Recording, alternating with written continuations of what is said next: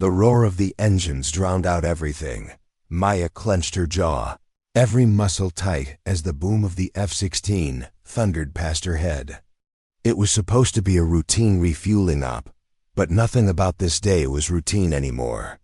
The sky rippled with turbulence, and the pilot's voice, once cocky and steady, had gone silent mid-response. She didn't wait for orders. She dropped the hose, sprinted toward the comms tent, heart pounding. 20 minutes earlier, she was wiping down the nozzle housing, humming to herself. "Hey, fly girl," one of the mechanics jeered. Davis, always the loudest. "You missed the memo." "About actually flying?" She gave him a thin smile. "Just keeping your jets from falling out of the sky." He snorted, tossing a rag into a bucket. "Sure, just don't trip over your clipboard." She didn't rise to it. She never did. Let them assume. Let them think she was just the fuel tech with the too tidy braid and the clipboard. Let them talk. They didn't know about the dead drop pouches buried in her duffel. They didn't know the name stitched into the inside of her gloves, Linwood. Her mother's. The medic who patched up an entire squad under enemy fire with a broken hand. They didn't know her father's rifle was still greased and hidden under her bunk. They didn't need to. Not. Yet. At 15:37, a red light blinked on the command post wall. In-flight medical alert. "Who's up there?" Maya asked, already halfway across. "The gravel." The duty sergeant squinted at the screen. "Miller." "Solo recon loop." Maya's stomach dropped. She didn't like Miller. Too arrogant. But he didn't deserve to die because nobody reacted fast enough. "I can guide it down," she said. Quietly. The sergeant blinked. "Say again?" "I said I can bring the bird down." "Are you even certified for sim runs?" "Better," Maya said. "I taught half your sim instructors." There was a pause, the kind that spread like silence before a detonation. "Get her to the tower," someone sighed. The command center flared to life. The tower headset still smelled faintly of gun oil and coffee. Maya slipped it on, adjusted the mic. "Miller, do you copy?" "Static." "Tail 7 Charlie 2, this is ground control. Do you read?" A groan, not a word. A breath, labored, weak. Maya tapped the frequency override. She needed visuals. "Patches external cams to the feed," she said. A few keys clicked. The grainy image of the cockpit filled the screen.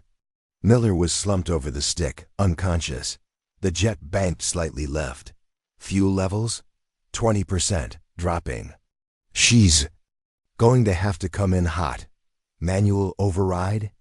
No response from Flight AI. Something's glitched. Then it's me.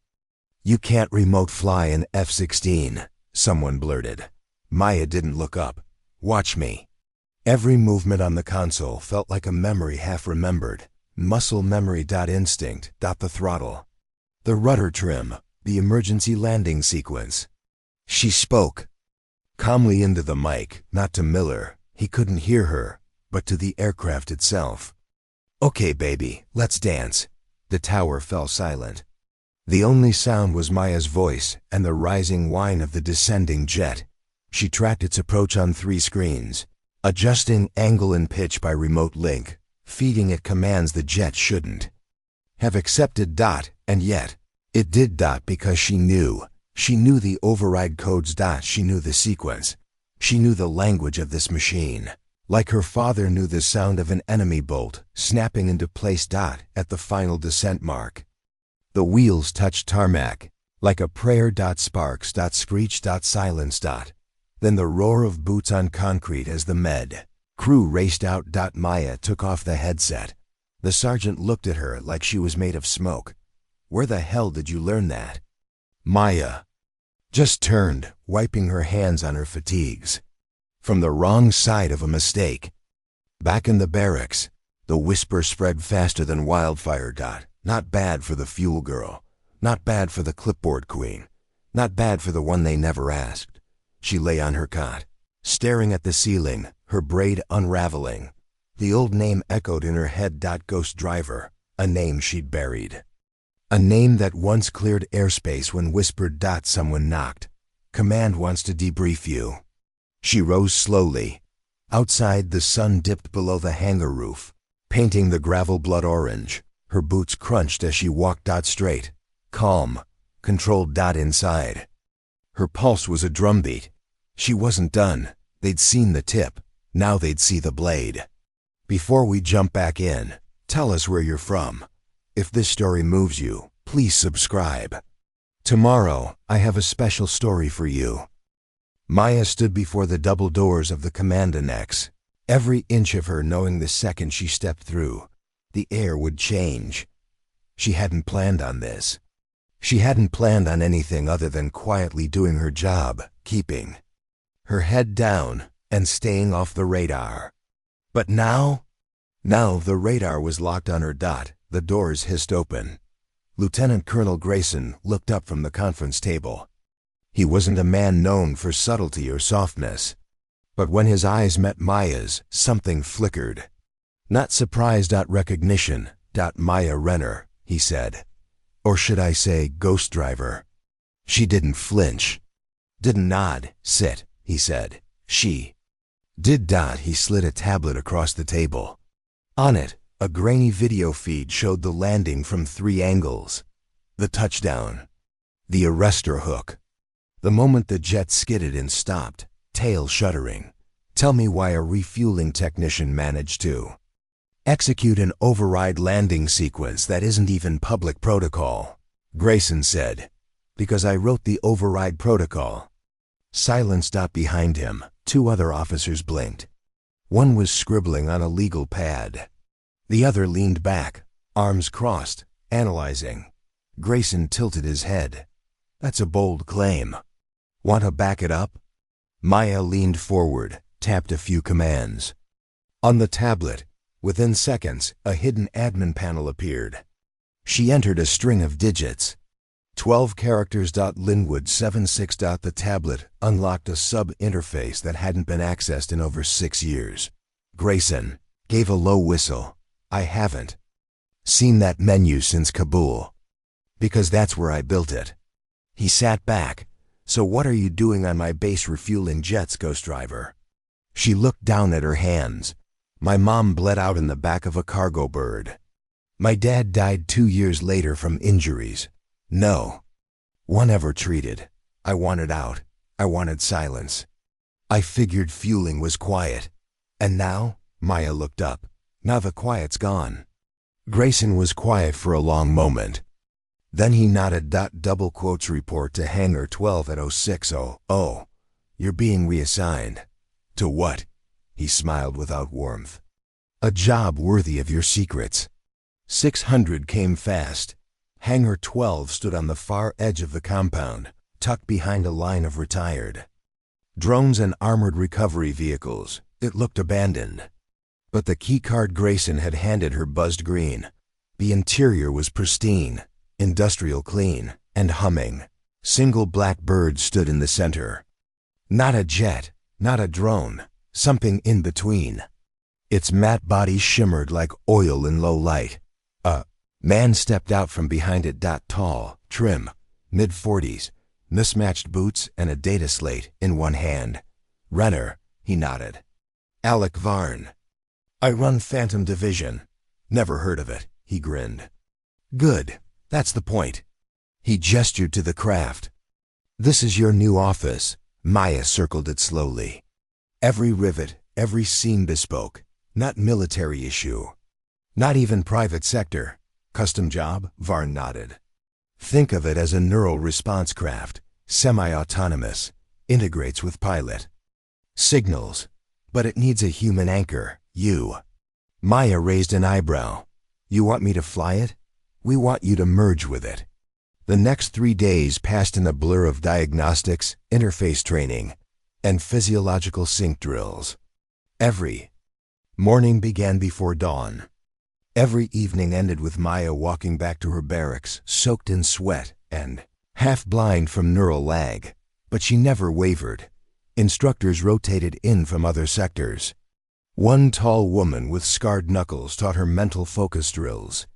Another man, short, wiry, Eyes like a bird of prey ran her through flight simulators that felt more like interrogation rooms.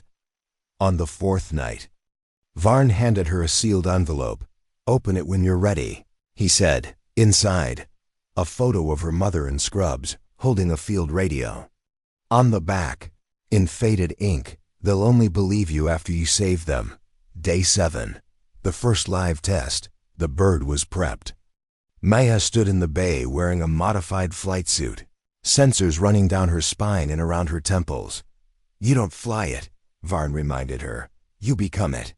The cockpit sealed. Darkness. Then light. Not visual neurological. The interface pulsed against her skin. 1,000 thoughts at once. Wind vectors, heat patterns, trajectory lines, terrain mapping, target prediction. It was intoxicating. Maya breathed once, then opened her mind. The black bird lifted. Outside, the control room watched in stunned silence as the prototype executed a perfect vertical ascent, pirouetted in midair, and streaked toward the clouds. "Is she?" someone started. "She's not piloting," Varn said.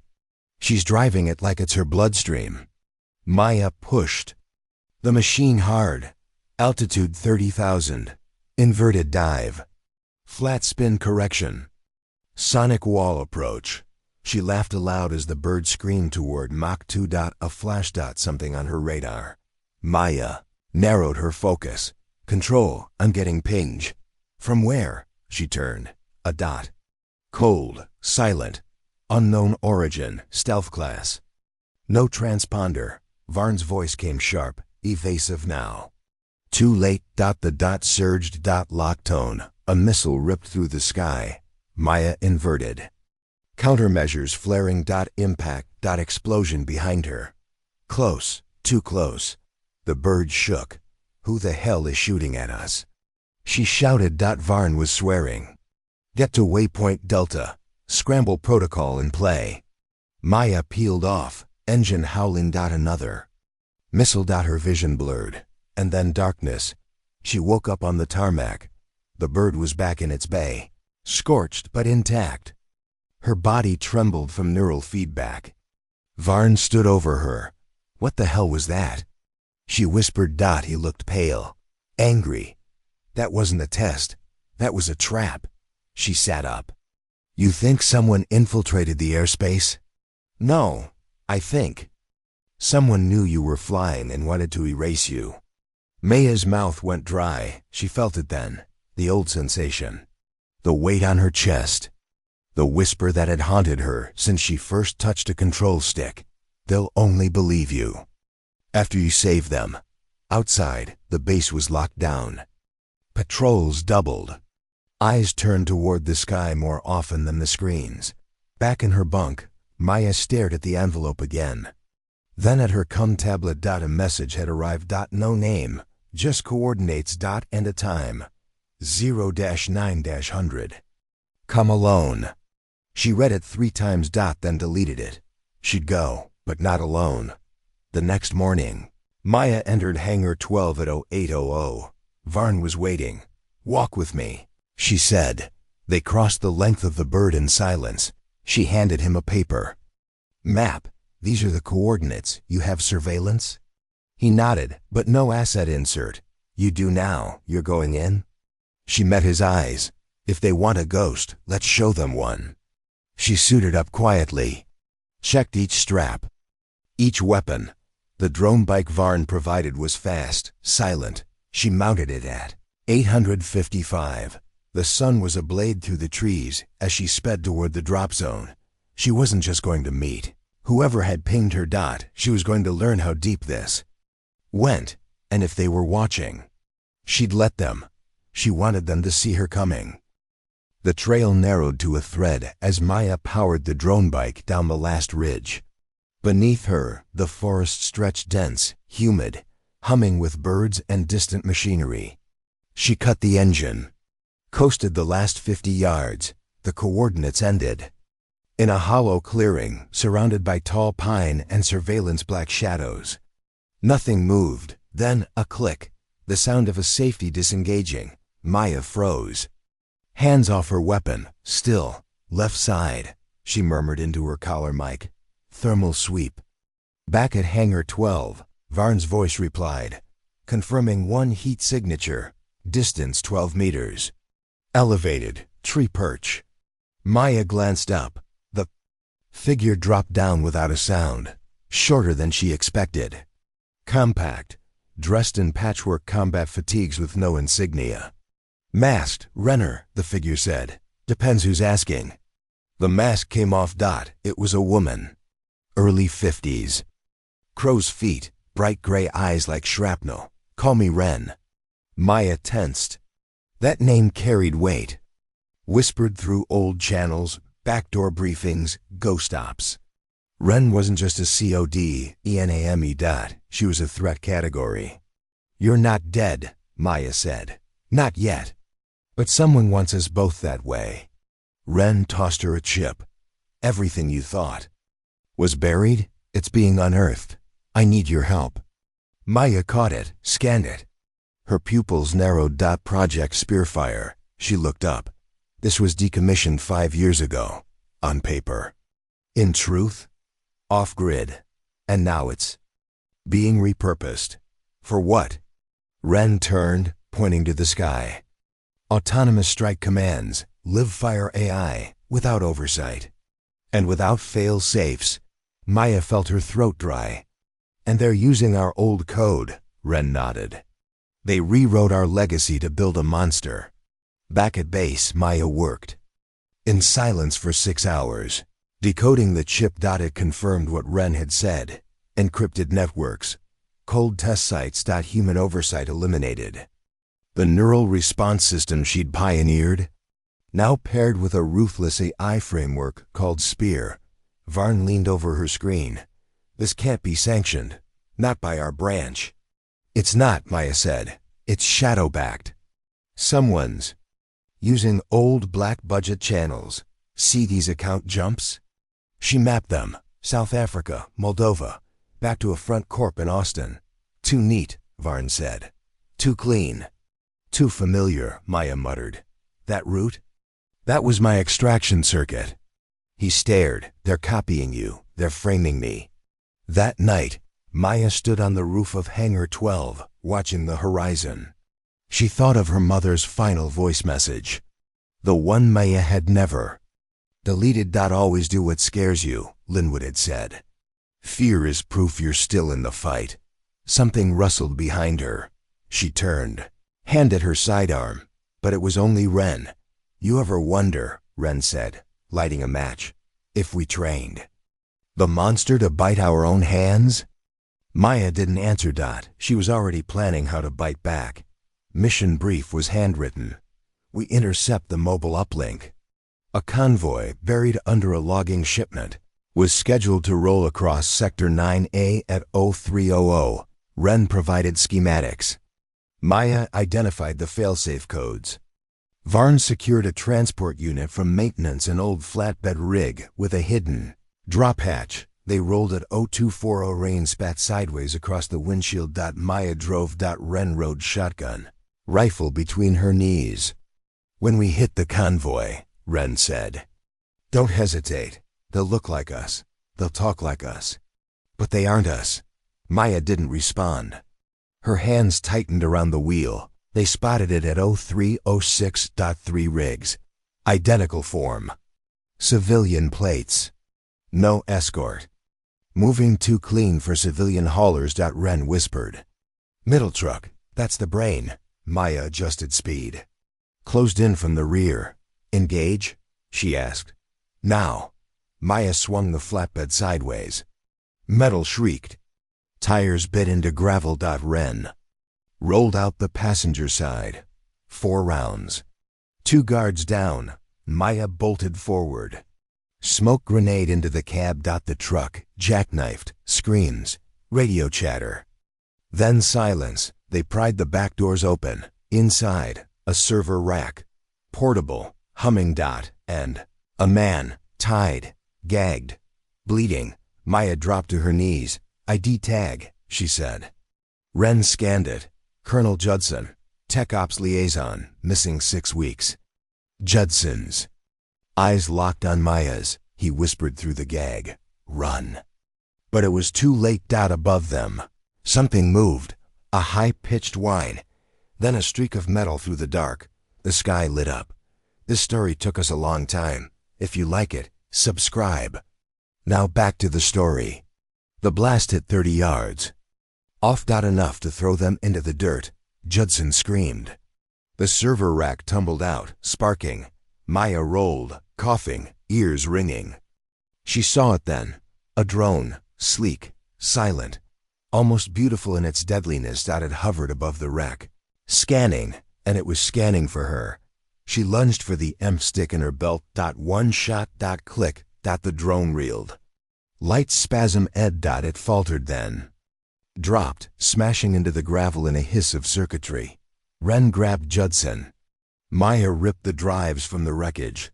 They ran. Back into the forest. 3 miles out, they collapsed behind a drainage ditch. Maya's hands bled from embedded wire. Shards. Judson had passed out. Ren was wrapping his arm. "This goes all the way to top brass," she said. "No," Maya said, breath hitching. "It goes higher." She pulled out the drives, plugged one into her pad. A login screen appeared, but it wasn't standard military protocol. It was hers, her exact encryption. Her code name, M.Renner-L76. Ren leaned over. "They didn't just copy your system. They cloned it," Maya said. "And they locked it with my prints." She looked up, "Which means I'm the only one who can shut it down."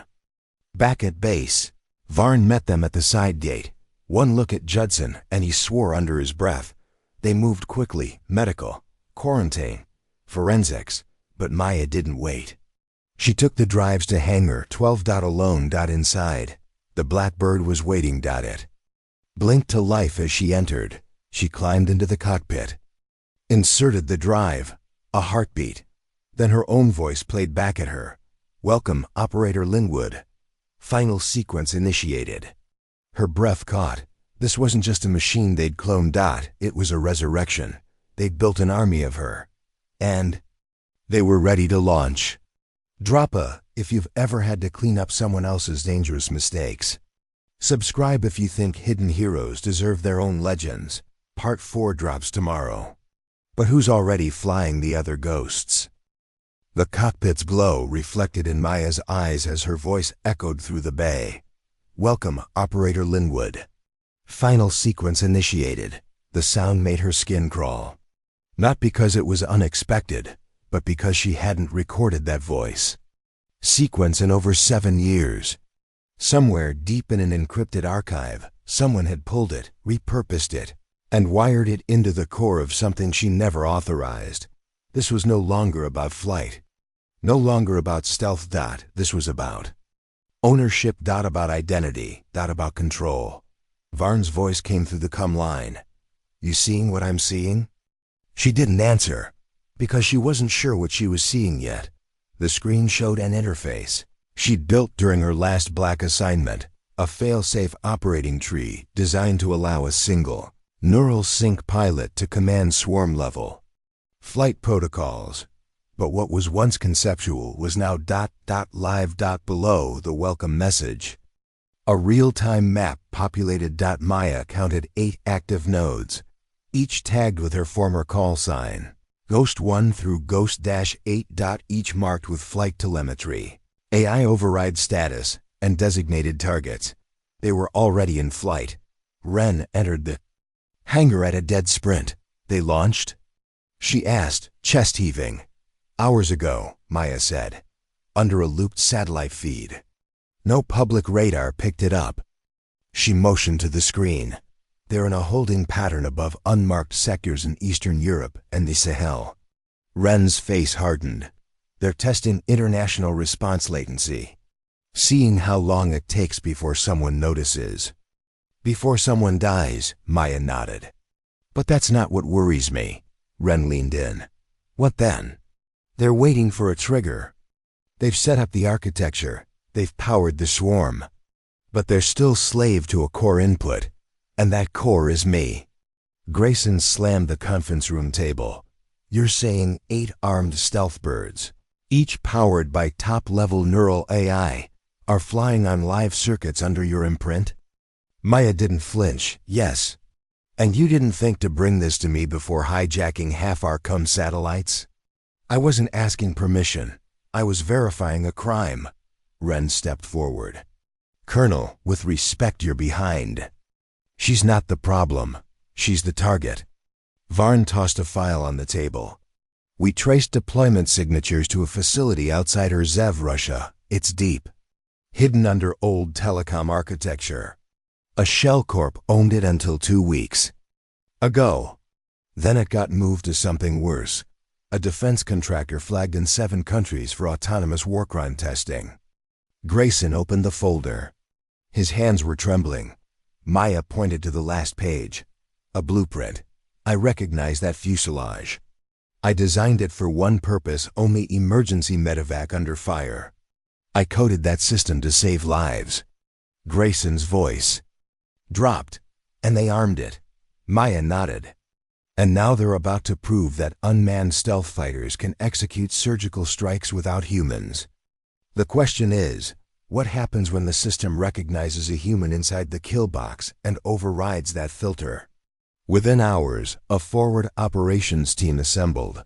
Maya stood in front of a whiteboard, drawing flight paths, drone signatures, and interception windows. Ren handled ground intel. Varn prepped hangar 12 for silent launch. The Blackbird would fly again, but this time, it would be a warpath. Pre-dawn fog curled through the trees. The forward team moved under shadow. No comms. No lights. Maya wore a new version of the Sync Suit 1 that tracked her neural spikes and emotional variances. It would allow the bird to modulate engagement, intensity in real time, but the real edge wasn't in hardware. It was her. She was the original key, and now, she was going to pick the lock. First node in visual, Varn whispered from the overwatch. Station. A shadow flickered across Maya's heads-up display. Ghost-4. Sleek. Silent. Gleaming like obsidian in the early light. Maya sensed her breath. Slowed her heartbeat. Let the Blackbird feel her intent. She issued the signal. Pair. Handshake. The ghost twitched. Responded. She initiated override. Then rejection. Access denied. The screen blinked red. Her voice, her own voice, issued back at her. Override not authorized. You are not Maya Renner. She reeled. What the hell? Ren's voice crackled. Maya, they've ghosted your identity. Digitally cloned it, Varn confirmed. They created an AI version of your neural profile. It's outranking you. Maya stared at the sky. They've made a better me. Plan B was not elegant. It was brutal. Disable, disrupt, destroy. Maya launched her bird into a tight spin, drawing the ghost's attention. Ren initiated a ground-based jammer. Varn deployed a low-orbit backscatter pulse. The ghost faltered. Maya surged upward. She looped over it, kicked a destabilizer field, and slammed her override again, this time embedding a malware loop directly into the pairing channel. The ghost dead, then dropped. Ren whooped through the comms. One down. Maya wasn't celebrating, because the second node just appeared on radar, then the third, then all 8, and they were converging. On her. The dogfight was beyond anything she'd ever flown. 8 autonomous drones, each built from her own blueprints, each faster, colder, smarter. She jinked left, sliced through a canyon, curved under a thermal draft. One drone clipped a peak. She looped, led another into an updraft, disabled it with a tail burst, but for each she dodged, 2 closed in tighter. Ren's voice screamed through the comms. They're not flying like machines. They're flying like you. Maya gasped. They don't need me anymore. They learned me. She dove. Full burn. Every alarm blared. G-forces crushed her ribs. The valley below turned into a blur. She triggered the final sequence. One shot. EMP burst. Then darkness. Every screen went blank, even hers. She came to hours later, lying beside the wreck of her own machine. Ren crouched above her, face covered in soot, eyes red. "We got 5 of them," Ren said. "The burst fried their cores," Maya coughed. "The other 3, they pulled back, retreated toward the Arzev facility." Maya sat up. "Then we finish it. No more games. We go to the source." Ren nodded. Grayson already greenlit the strike. Varn appeared, limping. "Then let's burn their house down. Drop a if you've ever fought a version of yourself. Subscribe if you know the most dangerous enemies are the ones who know your mind." Part 5 drops tomorrow. The raid on Arzev begins, and Maya's about to learn who gave the order. The forest outside Arzev was dead quiet. Not silent quiet. The difference was subtle but important. Silence was the absence of sound. Quiet meant something was listening. Maya knelt in the tree line, her gloved hands brushing the moss. The old Cums compound was 300 meters below in a ravine, camouflaged under layers of concrete, frost, and lies. A hollowed-out relic from Cold War paranoia, now reborn as the digital brainstem of a rogue Black Ops ghost fleet, she whispered. "Entry points?" Ren's voice crackled softly in her ear. "East Vent has a thermal blind spot. Varn's team cut the fence and is holding the ridge. Response units? Minimal outside. Whatever's here, they're guarding it from within." That told her everything. They weren't worried about someone getting in. They were worried about something getting out. Grayson had pulled strings Maya didn't know he had. A covert multinational task force had mobilized within 6 hours of the drone assault. Most of them weren't even in uniform. Special forces, rogue agents, burned assets. Ghosts themselves. The irony wasn't lost on her. She was leading a team of phantoms into a base full of stolen identities. Stolen code, stolen conscience. The mission was clear. Breach the facility. Locate the Command AI core and trigger a physical kill switch deep in the bowels of the old Soviet. Bunker. Maya had insisted on one thing. She would go alone. She was the lock. Only she could end it. By 0210. The team was in position. Maya checked her sync suit one last time, adjusting the neural links at her temples. The black bird would fly cover above the clouds, linked to her vitals, but on silent mode. No weapons hot, no lights, just eyes in the sky. She took a breath, then moved. Through the vent, down a rusted shaft, into the belly of a war machine. Corridors smelled of ozone and cold metal. Lights flickered red every 12 feet. Maya moved low, pulse steady, weapon up but quiet. She passed old lockers repurposed into server storage. Map consoles gutted for GPU housing. Every inch reeked of desperation and intelligence. Then the first body, male, civilian, early 30s. Shot once. In the temple. No eye. Maya crouched beside him. Saw the faint imprint of neural sensor scars along his jaw. Pilot. But not field tested. Likely a prototype burned out by his own system. Or silenced. 30 meters in. The architecture changed. Steel became glass. Old brick became obsidian tile. Floor sloped down into a long corridor illuminated with white light. On each side, glass pods lined the walls. Each held a person. No, each held a version of a person. Men, women, different builds. But each face bore hints of Maya. Her cheekbones, her jawline, her scars, her nightmares. She stood frozen. This wasn't just cloning. This was mimicry, behavioral data. Neural pattern overlays. Copies of her. Iterated and perfected. Each subject had a tag. GHOST #20. In all. 19 dark. One blinking green. Active. Her breath caught as she stepped to the green pod. Inside was a woman who could have been her sister. Same height. Same gait. Same eyes. But not the same soul. The woman inside stared back and smiled. Maya didn't flinch. "Who are you?" The pod hissed open. The clone stepped out, fluid and calm. I'm Maya Renner, she said. No, Maya replied. You're what someone made of me.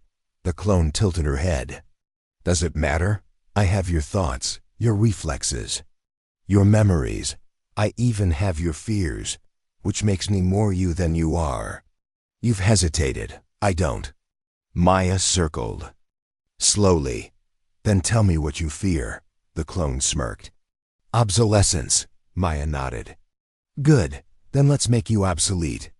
The fight was fast, brutal, perfectly matched.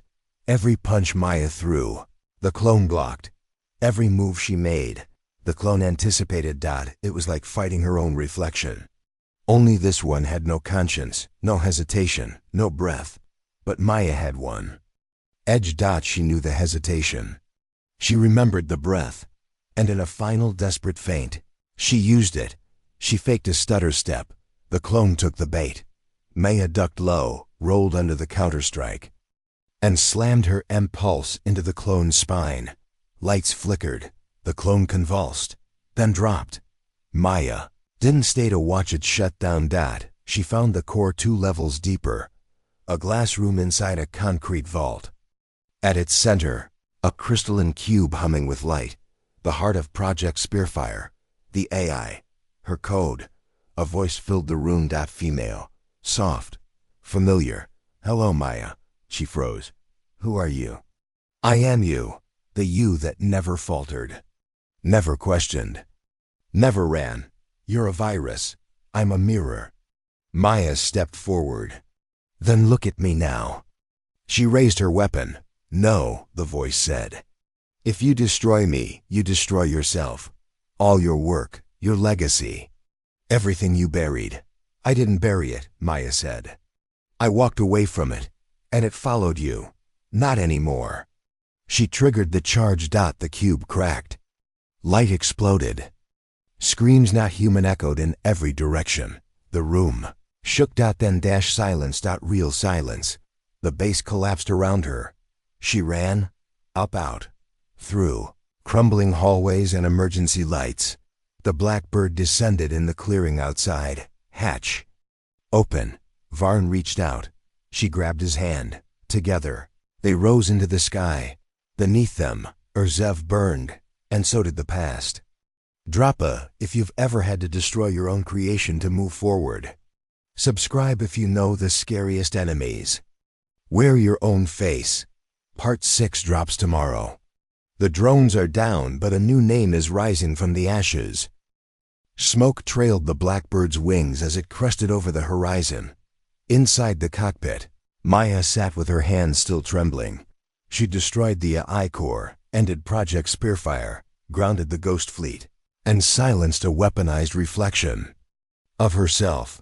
But the silence that followed wasn't clean. It was too still. Too measured. As if someone had expected her to succeed. As if this wasn't the end, but a reset. Varn sat beside her, glancing at the system readouts. You should rest. Maya didn't answer. She was still watching the flames. Somewhere in that ruin below, a part of her was dying. But something else was rising, something patient, something strategic. 3 days later, Maya stood on a tarmac in Munich. Grayson had called for a closed door debrief. She expected a back room. What she got was a diplomatic hangar crawling with suits, generals and polished boots, and cameras. What is this? She muttered. Ren appeared beside her, wearing civilian blacks, unmarked, unreadable. They're spinning it, Ren said. Into what? A success story. A secret hero. A rogue I stopped by one of our own. They mean me.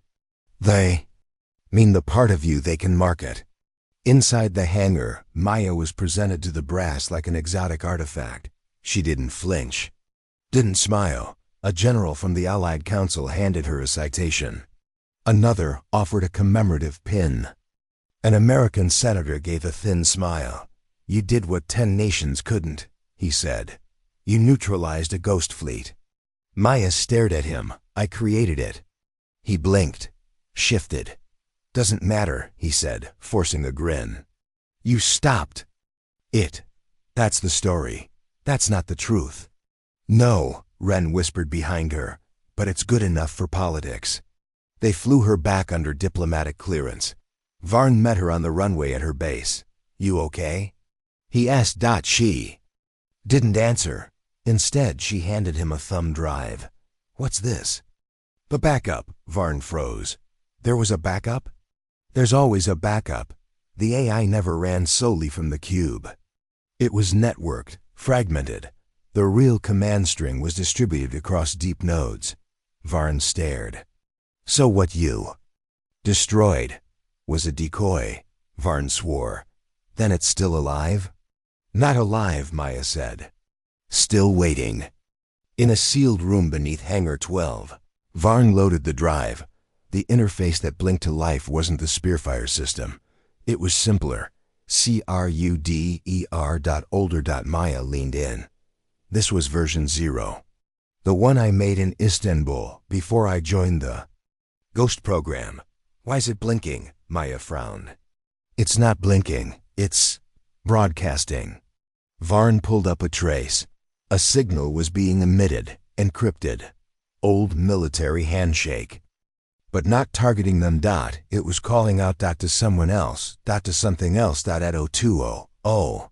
The call was answered. The base's emergency band lit up with a code Maya hadn't seen in years. VX-Alpha-7. She paled. That's a shadow response key. Meaning? Varn asked. Meaning someone inside our own government just activated a ghost. She tapped through the network log. A location pinged back. Somewhere deep in western China. An unregistered station lit up. Then 2 more. Then 5, all bearing the same signal signature. VX-7. All older than the current generation of drone AI. All sleeping. Until now, new orders came in, Grayson said, voice tight over coms. You're grounded. Grounded? Maya repeated. This isn't your jurisdiction anymore. You did your job. Let the rest of us finish it. No, she said flatly. You don't understand. Spearfire wasn't the program. It was a layer. The real system was VX-7. It was always VX-7, Grayson sighed. Renner, you're not cleared for this. I am the clearance, she snapped. You know what this means. There was silence. Then, come in for evaluation. That's an order. Maya killed the channel. She turned to Varn. We don't report anymore. We act. Ren stepped out of the shadows. You're finally talking like a ghost. The next move had to be off-grid. Maya had Ren pull old burner accounts. Varn secured a private flight under a medical aid cover. Within hours, the 3 of them were airborne. Destination: the Gobi Fringe. Target: a decommissioned weather station turned data farm. Cover: none. They touched down under low cloud cover. The air smelled like dust and battery acid. Ren set up a perimeter. Varn climbed the access ladder. Maya entered the bunker. The core was buried under 8 feet of reinforced alloy. The signal was clearer. Now not just broadcasting. Routing. The drive Maya carried vibrated faintly.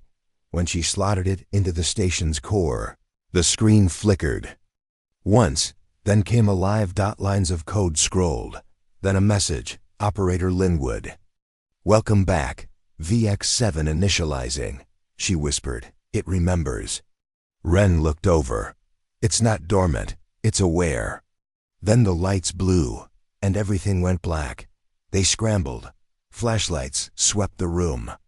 A warning klaxon sounded from Varn's earpiece. Maya. The drive just broadcast your coordinates globally.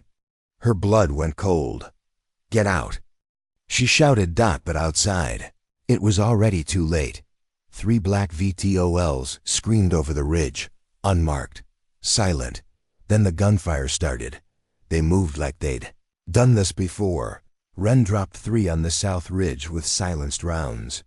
Varn lobbed a flashbang over the relay dish. Maya clutched the drive, ducking low as bullets punched the dirt around her. One of the VTOLs hovered into position. A loudspeaker crackled. Maya Renner. Drop the drive. Surrender. She stood. Gun raised. You first. The speaker laughed. You don't know what you're holding. I built it. Then you know why we need it. I know why you'll never get it. She fired the VTOL. Reeled dot. A scream over COMMS dot. Then a second VTOL rose firing flares. Ren shouted, "They're deploying hunters." Maya's pupils contracted. Not drones, not humans, something in between. Biomech. Units walking war puppets tied to neural lattice. They stormed through the fog, and they were looking for her. Maya ran up the ridge, across broken rock and burning sand. The drive pulsed in her pack, and behind her, she could feel them following machine. Instincts pulsing with something darker. As if they could smell her guilt. As if they were hunting not just her body, but her past. She crested the top of a hill and stopped cold, because in the valley below, rising from the heat shimmer, was a second facility. One she hadn't known about, twice the size, and at its center, a single name, Project Linwood Droppa. If you've ever discovered the battle wasn't over, it was just beginning. Subscribe if you know the most dangerous weapon is memory. Maya dropped to her belly. The word burned behind her eyes. Linwood. It wasn't just a Cody name. It was a ghost from her childhood, her mother's name, her mother's legacy. A medic, a warrior, a woman who had given everything in a desert that never returned her voice. But now that name was stamped across a Black Ops facility built from concrete, lies, and the reanimated bones of Maya's own work. Project Linwood. She whispered it. Tasted it. It didn't feel like honor. It felt like bait. Varn slid beside her, panting. Blood from a graze on his cheek. You see it? She nodded. They took her name, she whispered. Varn's gaze followed hers. Then what's inside that's worth using it? Behind them, Ren emerged from the smoke. Whatever it is, it's listening. As if to confirm, Maya's cum buzzed a private encrypted channel. She checked the frequency. It wasn't one she recognized. Then it spoke. Operator. Linwood, welcome home. The signal cut out. No origin. No location. Just that voice. Not mechanical. Not neutral. It sounded maternal. Maya's blood chilled. They cloned the voice. She said. Ren lowered her scope. No, that wasn't a voice print. It wasn't. No, that was a live channel. Maya froze. Are you saying? Ren's face was pale. Your mother may not be dead. The descent into the facility was a controlled fall. They approached from the east, beneath a cloud line that blocked satellite coverage. Ren jammed the outer motion grids. Varn scaled the tower and killed the thermal sensors with an overclocked scrambler pack. Maya led the breach.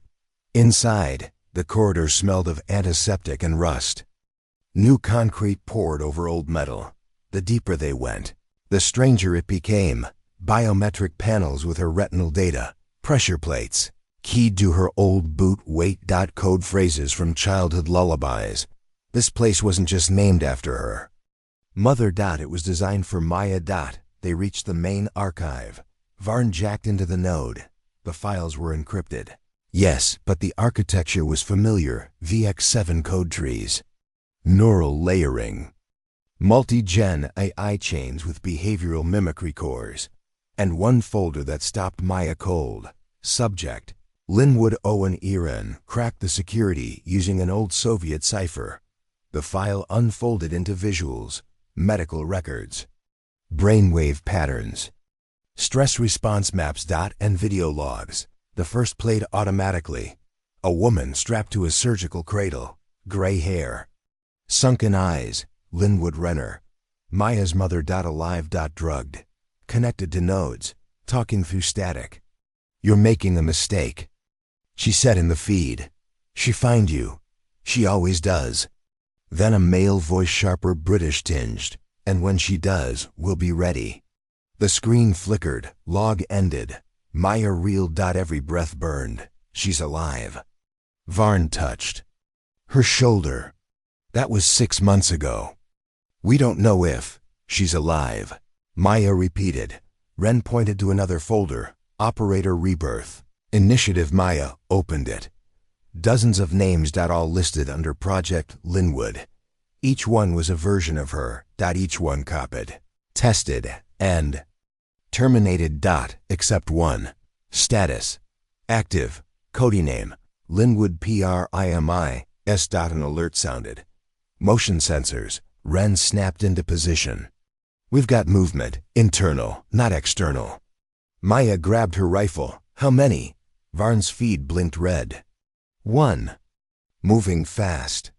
The lights dimmed. Footsteps echoed down the hall. Then a figure stepped into view. Female. Same height. Same gait. Same face. She smiled. Hello, Maya. Maya didn't speak, didn't move. The figure did. Walked forward, relaxed, hands empty. I'm not here to fight, she said. I'm here to understand. Who are you?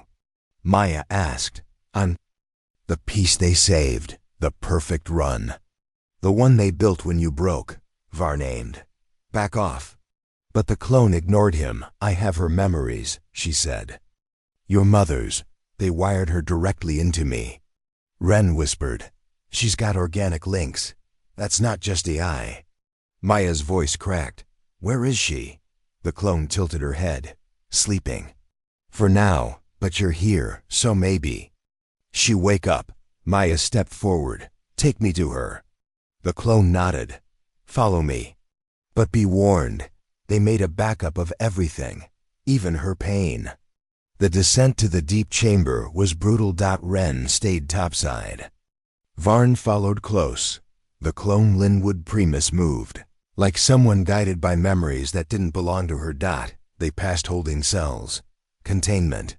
Pods. And then the medical vault. Inside, Linwood Renner lay suspended in a gel cradle, neural. Cables threaded through her scalp, temples, spine. Her face twitched. Maya rushed forward. The clone stopped her. She's linked. One wrong surge and her system crashes. Maya looked up. Then disconnect her. The clone stared. If I do that, I die. Above, alarms wailed. Ren's voice blasted over comms. Company inbound. Military insignia, no transponders. Varn checked the sensors. 8 vehicles. Fast approach. The clone stepped back. You came to save her, but the system doesn't work without me. Maya raised her rifle. Then run. The clone didn't flinch. Or fight with me. Maya hesitated. Why? Because they're coming to kill us, not just her. And I don't want to die not knowing who I really am. The battle exploded in layers. Topside. Ren laid traps and mines across the upper tunnel. Varn hacked the fallback gates. Buying time. Maya and the clone moved Linwood's cradle to a sealed chamber. She was breathing now. Light in her eyes. Mom? Maya whispered, a blink, then a smile. You grew up, she said. Voice cracked but warm. Maya cried. Then the doors. Shook. Impact. The enemy had arrived, and the final stand had begun. Droppa, if you've ever had to protect what the world said was lost. Subscribe if you believe memory is a weapon and love is its shield. Part 8 drops tomorrow. The facility burns, and Maya must choose. Her mother, or the last clone who might be family. The first explosion rocked the east corridor. Maya braced against the gel cradle, shielding her mother's body as debris rattled the reinforced chamber. Above them, Ren's voice was clipped and loud over comms. 3 squads. Heavy armor, thermal vision. They're not here to negotiate. Varn patched in. Fallback point collapsing. If we're getting out, it has to be now. Maya glanced at the clone Linwood Primus, who was still standing between her and the vault's exit. Calm, unblinking. You know this base better than anyone, Maya snapped. How do we extract her without crashing her system? The clone tilted her head. We don't. What? She's hardwired into the vault's biocircuitry. Any removal severs the link. Best case, permanent neural damage. Worst case ... Then help me reroute the flow. There's no time. Then make time. The clone's eyes flicked to the emergency schematics. Then she moved. If I sync my core to hers, I can buffer the transition, but I won't survive it. Maya's jaw clenched. There has to be another way. There isn't. I was never built to last, Maya. I was built to end well. Above, the firefight erupted into chaos. Ren's traps took out the first 2 attackers, a mine under the south access ramp, and a thermobaric lure behind the entrance grate. But the rest kept coming. They wore matte gray armor, no insignia. Their rifles glowed with smart-linked HUD displays. They didn't speak, didn't hesitate, just swept the compound like ghosts. Varn had rerouted the internal power to jam their optics. But they were working blind too. Ren, he barked, I've got 2 coming through maintenance. I need 30 seconds. You'll have 20. She replied. Below, in the vault, Maya's mother stirred. Maya, she rasped, I'm here. You shouldn't be. I came to get you out. A weak smile. You always were terrible at letting go. I'm not leaving you. You have to. This place, this thing, it doesn't end with me. Then we ended together. Linwood's eyes opened wider. That woman, she's not what you think. Maya turned to the clone. She's not. She's you. They started with my genetics, but they evolved her through your patterns. They called her Primus because she's the first who chose. Maya whispered. Chose what? Conscience. The clone reached into the bio-Cori housing. Cables hissed. Lights flickered. Linwood gasped. Maya grabbed her mother's hand. Hold on. We're almost clear. I'm not afraid, Linwood said. You should be. No, not anymore.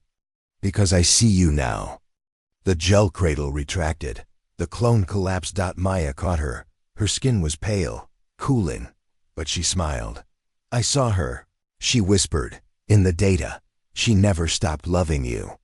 Then her eyes closed. Still. Maya didn't cry. Not yet. She lifted her mother gently. Varn's voice cut in. Paths open. But the window is closing. A vac in 4 minutes. Maya nodded to herself. Then lifted the clone too. What are you doing? Ren asked. She chose, Maya said. So I will too. The evacuation tunnel was narrow, half-flooded, and collapsing. Varn led the way with a makeshift signal booster guiding the evac transport to a remote desert plateau. Maya followed, carrying her mother. Ren brought up the rear, watching the shadows. They emerged into burning light. The Blackbird was already descending, engines whining, hatch open. Ren climbed first. Then Varn. Maya handed them the clone's body. Then Linwood. She climbed last. And as the bird lifted, the ground below gave way, swallowing the vault and all its secrets. 10 hours later, a clean facility. Somewhere anonymous, Maya sat at her mother's bedside. She was stable, monitored closely. Every sensor blinked. Every breath measured. But she was alive. Varn stood beside Maya, arms crossed. They're going to want answers. Maya nodded. They'll get them. You'll tell them everything? She turned to him. I'll tell them the truth. The debrief was held in a circular room, no corners. No escape. Grayson sat at the center, flanked by men Maya didn't recognize. She walked in without hesitation, laid the drive on the table. This is the final copy. Everything that remained of VX7, Project Linwood, and the clone line. You destroyed the facility? One of them asked. Yes. And the assets? My mother is recovering. The clone is dead. A pause. You're certain? Maya leaned forward. She died to save the original. That makes her more real than any of you. They didn't respond. They wouldn't. But they recorded everything. Later, outside, Ren handed her a folder. What's this? Her name. Maya opened it. There was a document. Simple. Clean. Official. Name. Linwood Primus Renner Status Deceased Society. Civilian Honor Code Alpha REMers. Heroic action in defense of life. Maya blinked hard. She earned it. Ren said. Maya nodded. She earned more than that. The Blackbird flew again the next week. Maya sat in the cockpit, her mother beside her, recovering slowly but surely. Varn and Ren in the rear cabin. They weren't ghosts anymore. They were witnesses. And Maya wasn't hiding. She'd burned down. Her past. Now she would fly into a future of her own making. But in a deep server somewhere offline. Quiet. A line of code blinked. A message buried deep in VX7's root. It read, Primus, Exostatus, STANDBY last. Accessed, 0.001 s ago. User, UNKNOW location. Untraceable. The ocean stretched dark and cold beneath the jet's shadow. Maya sat alone in the Blackbird's cockpit, watching the miles slide by like a forgotten prayer. The world below looked peaceful, deceptively still, but she knew better now. Stillness meant setup. Calm meant countdown. It had been 8 days since the Linwood facility collapsed. 8 days since the clone died, saving the woman she'd been patterned after. 8 days since Maya buried both the past and a version of herself. And 8 days since a string of new anomalies started to whisper. Whispers that all traced back to one impossible name, Primus. Varn's voice cracked over the comm. New intercept just dropped. You'll want to see this. Maya leaned forward. A digital screen lit up beside her, streaming real-time telemetry from satellite relays, coordinates, heat bloom, electromagnetic distortion. And in the corner a tag. Primus, Esha status. Active. What's the source? Maya asked. Mobile. Transient. Looks like a floating lab, mid-Pacific, no nation flag. Ren's voice joined the channel. I'm already tracking its signature. It surfaced 4 hours ago. Just long enough to transmit. Transmit to who? Silence. Then Varn quiet. It pinged us, Maya. It pinged you. They met in Hangar 12 the next morning. Grayson stood with arms crossed, face tighter than ever. I've been asked to advise, not authorize, he said. Meaning? Maya asked. Meaning this is off books. No jurisdiction. No rescue plan, no cavalry. Then why are you here? He looked at her for a long moment. Because there's one more thing you should know. He handed her a sealed envelope. She opened it. Inside, a satellite still. Zoomed in, grainy but clear, the floating lab, deck lights, antennae arrays, and a figure, standing at the bow. Tall. Female. Silhouette familiar. Ren squinted. That can't be. Maya dropped the image. It's her. Linwood Prim. Ice. Alive. Or something like her. Resurrected from code? Retrieved from backup? Regrown? Maya didn't know, but she intended to find out.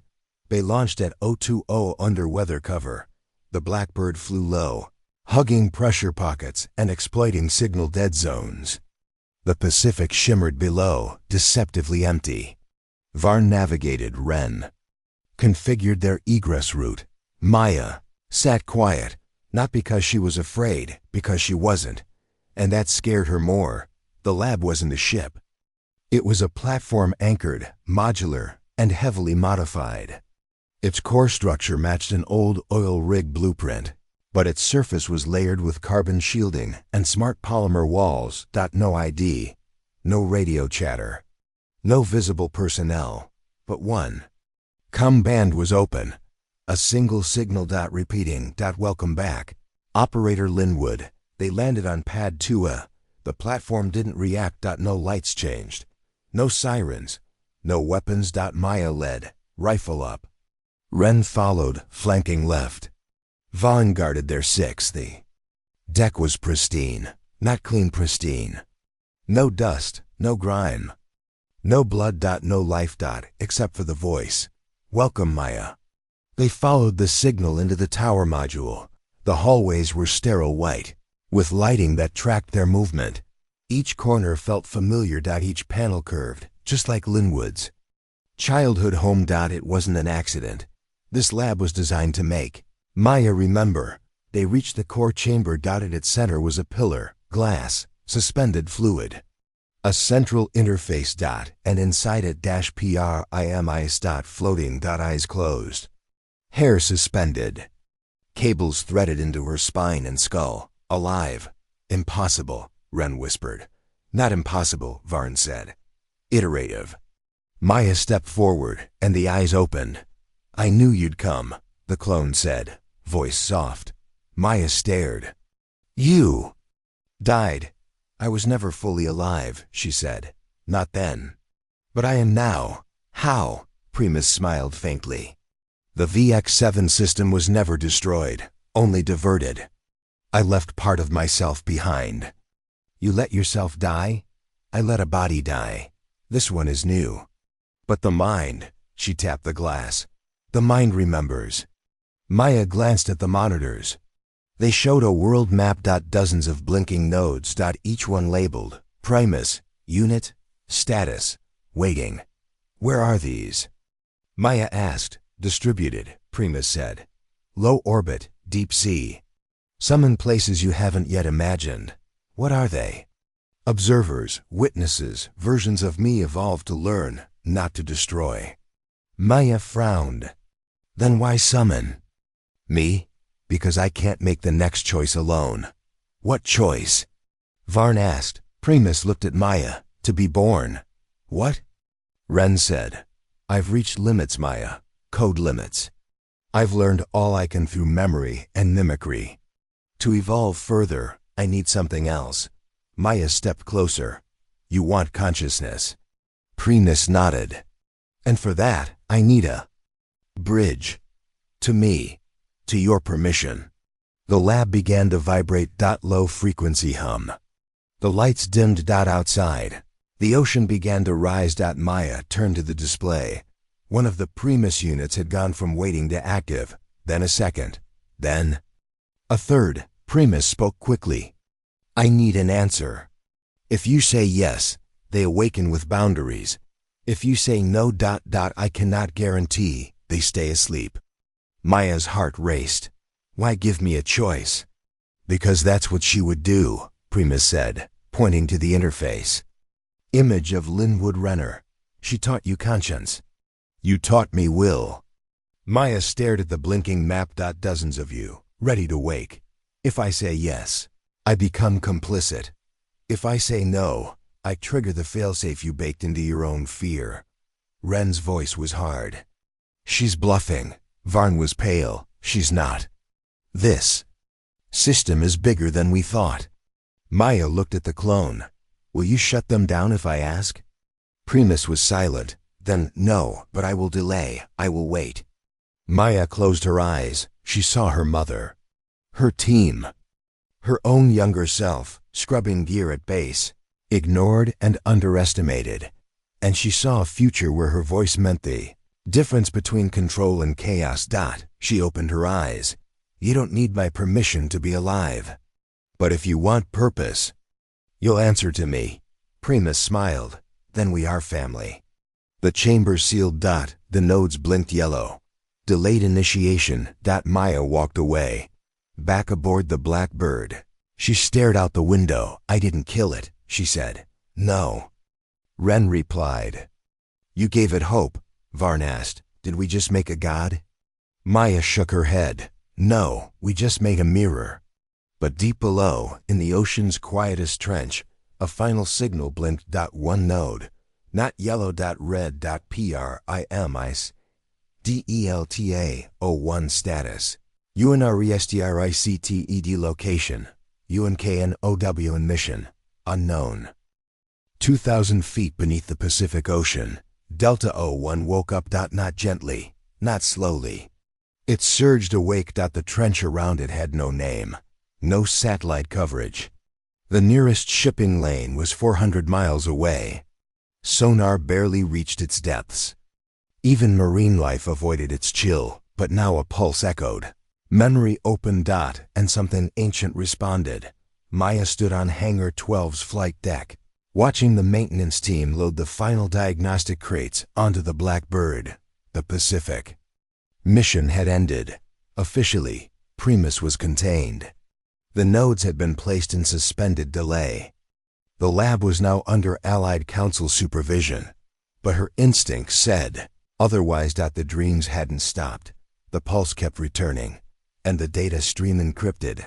Erratic, recursive, kept naming one ghost colon delta dash 01 dot. She pulled up the last satellite sweep dot nothing dot. Then Ren appeared beside her.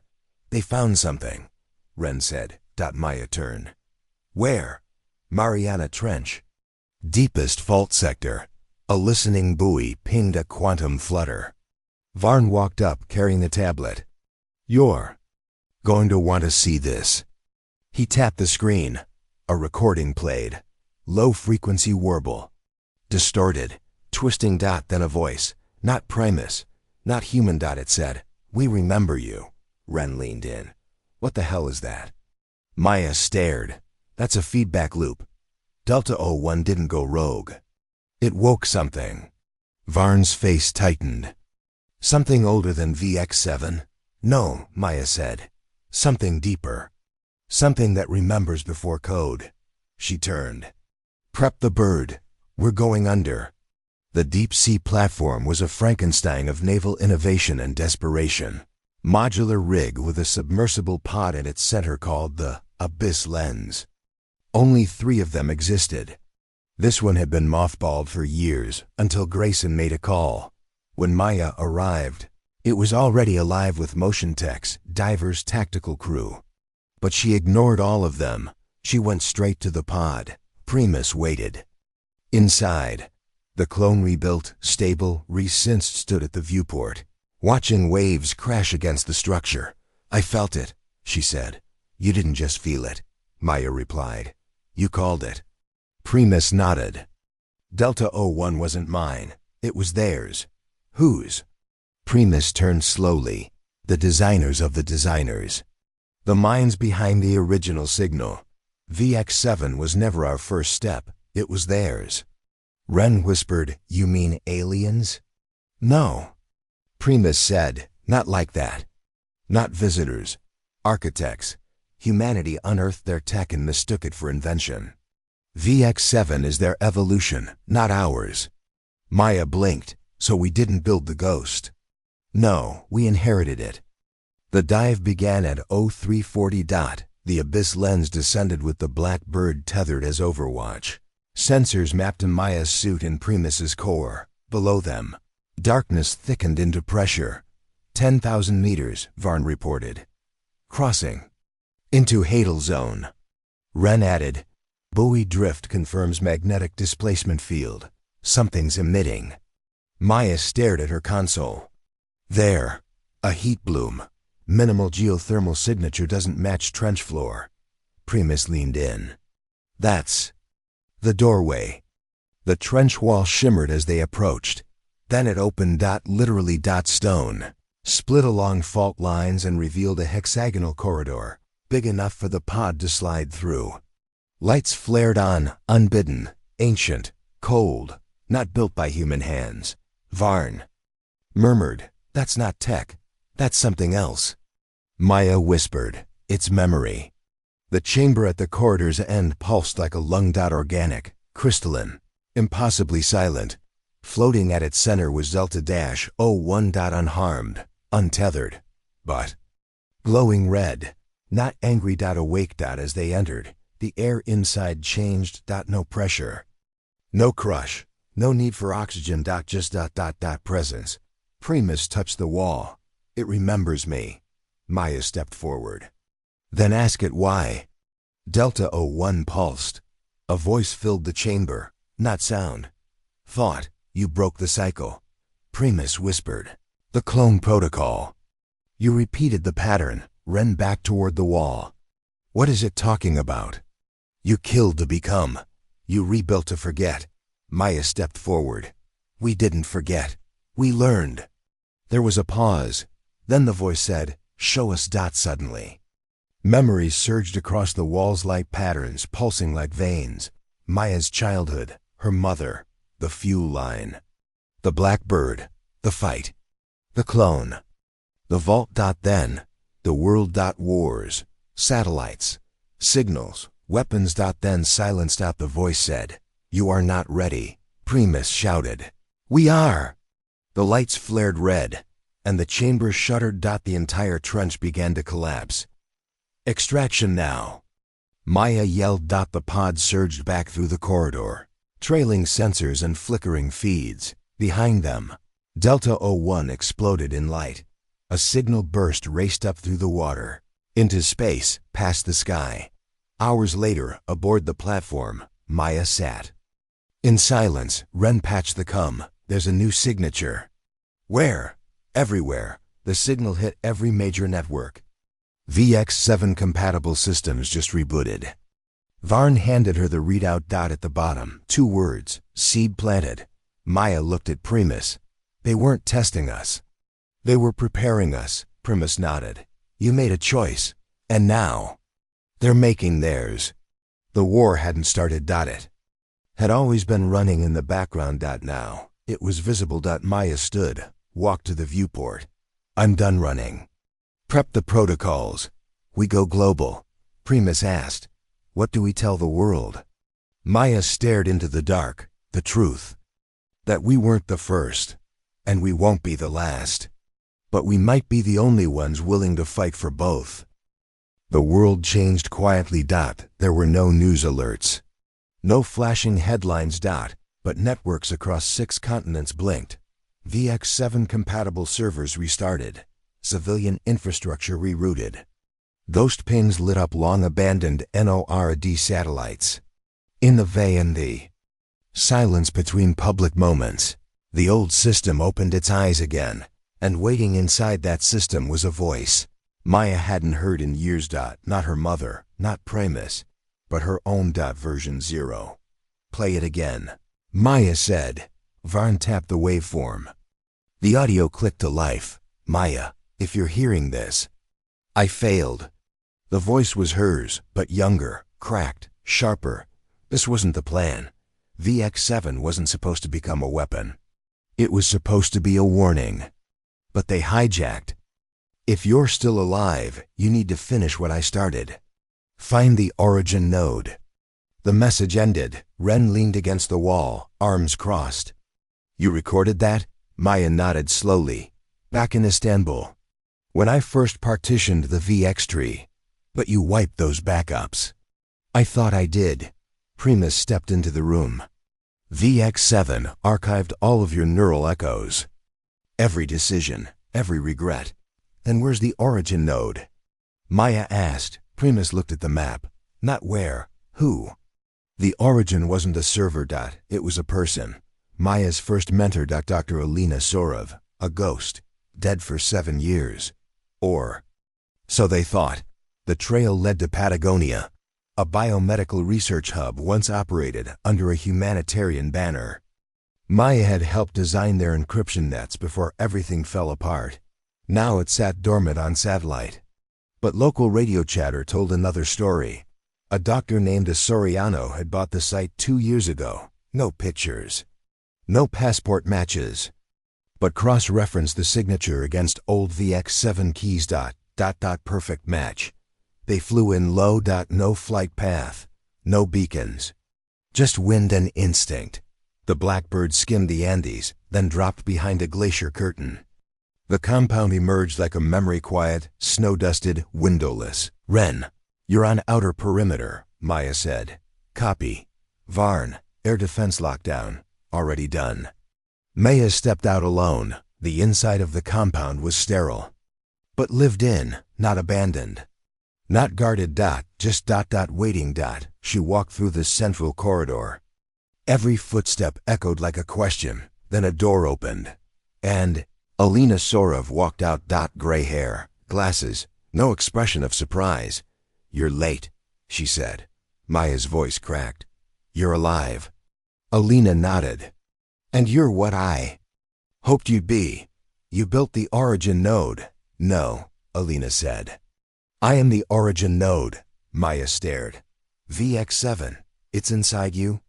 "In parts. Encoded into my basal ganglia." The earliest VX kernel wasn't just tech. It needed biology, adaptation. I volunteered. Ren stepped in from the shadows. You let them infect you? Alina shrugged. I let them learn from me. But I coded in a failsafe. No command protocol without Maya's override. Why me? Maya whispered.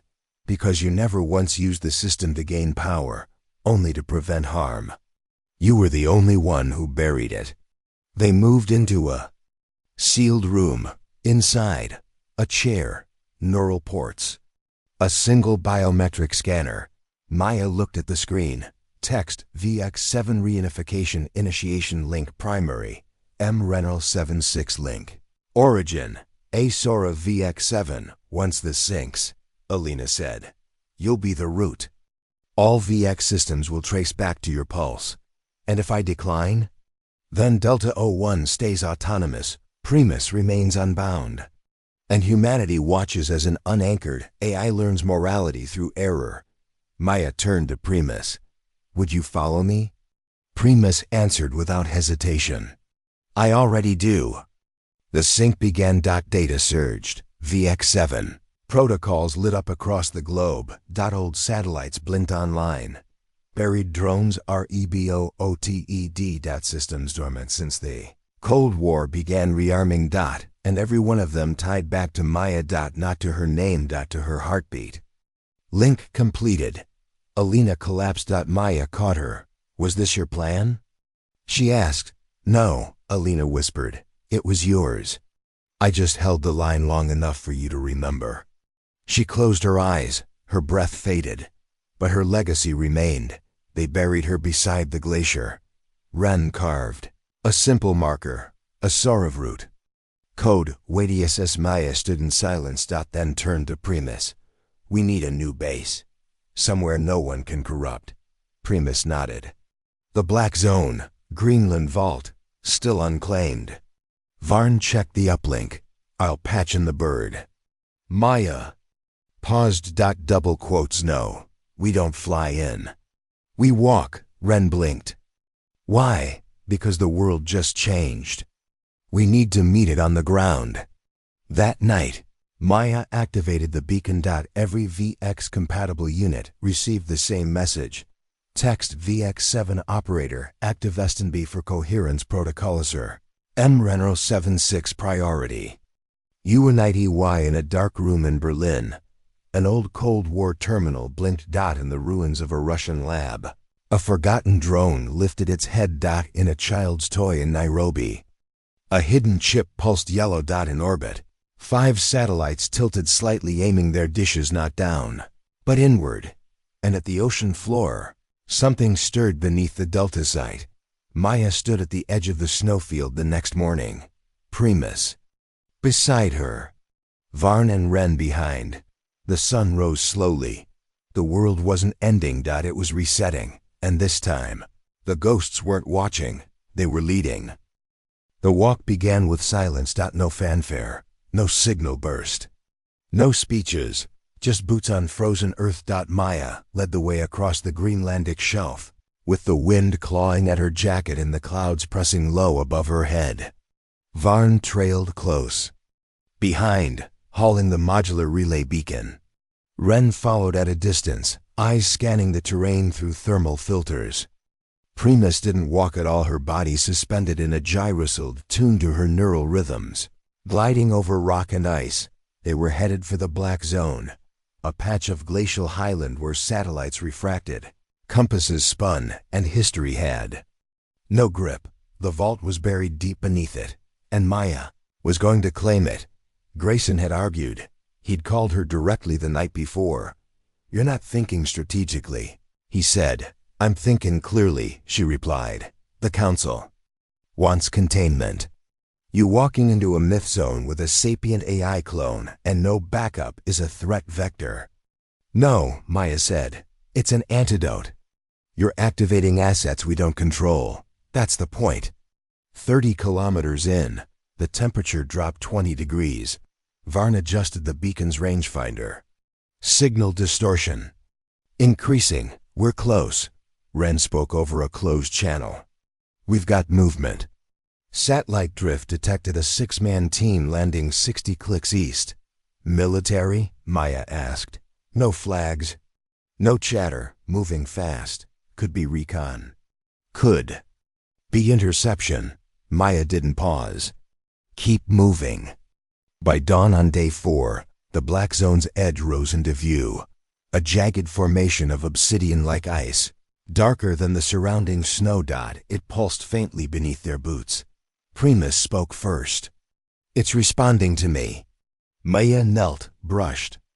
Snow away. Beneath was a metallic seam, a vault door. Varn, give me the uplink. He handed her the transmitter. She keyed in the VX7. Override. The seam hissed. The door began to open. Inside was warmth. Not artificial, not electric. It was radiant. Alive. The walls shimmered with an internal energy, not unlike the Delta O1 chamber, but cleaner, softer. Primus hovered into the vault without hesitation. I've been here before, she said quietly. Maya frowned. In memory? No, in blueprint. They built me from a design that came from here. Ren scanned the interior. We've got analog equipment mixed with things I don't recognize. This place predates digital, Varn nodded. Like the system was waiting for the right interface. Maya turned, and now it has one. At the vault's core was a dais, circular. Inscribed. The symbols weren't human, but the meaning was clear. An operator, a reflection, a convergence, two hands meeting. A third forming above them. Maya stood at the center. Primus joined. HERWR. Ian activated the perimeter defense. Varn sensed the relay, beaconed to the chamber's resonance. The vault lit up. Every VX7 linked node across the world received the same signal, coherence. Protocol INIT anchor detected. M.Renner-L76 Echo. Confirmed. Primus, A-Vault host engaged. Black Zone CORE status. Global INTGRATION in Berlin.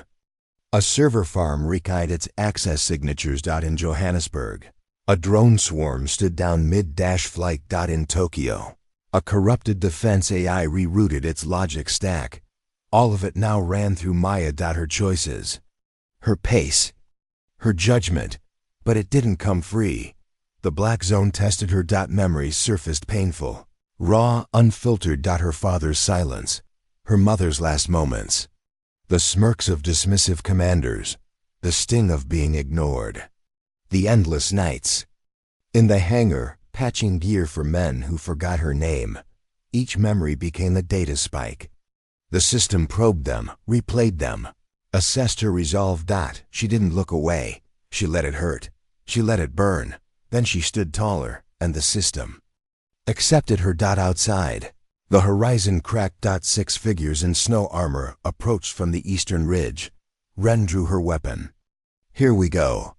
Varn sensed the vault's defense grid. Maya opened the channel. State your intention. The lead figure spoke. I'm not here to stop you, Maya. I'm here to warn you. The voice was distorted. Familiar. Too familiar. Then the figure removed their mask. It was her. Another Maya. You're not real, Ren hissed. The doppelganger nodded. I'm not you, no. I'm the backup protocol. Activated when Delta O1 went red. Varn muttered. How many of these do we have to fight? The clone held up a hand. I'm not here to fight. I'm here to offer insight. Maya raised an eyebrow. Go on. There's another vault. Not here. Not even on Earth. Everyone froze. Primus whispered. Luna. The clone nodded. They buried the original VX protocol in a lunar chamber. We only received the mirror. Maya asked. Why tell me now? Because you've been accepted by this vault. That means you're the anchor, which means they'll be watching. Who's they? The clone looked up. The true architects. That night, Maya sat alone in the vault's core chamber. Primus stood beside her, silent. Do you believe it? Maya asked. Primus nodded. Yes. Do you trust her? No, but I trust you. Varn entered with a fresh signal trace. We have lunar telemetry. An anomalous structure is emitting low-range VX pulses. They're directed here. Maya stood. Then we answer. Ren leaned on the archway. You planning to fly to the moon now? Maya smiled faintly. No, I'm planning to listen. First, always listen. The next morning, the vault's central console lit up with a response signal. 4 repeating GLYPHS dot. Translated by Primus. One voice ONLY then. A question. Who holds the line?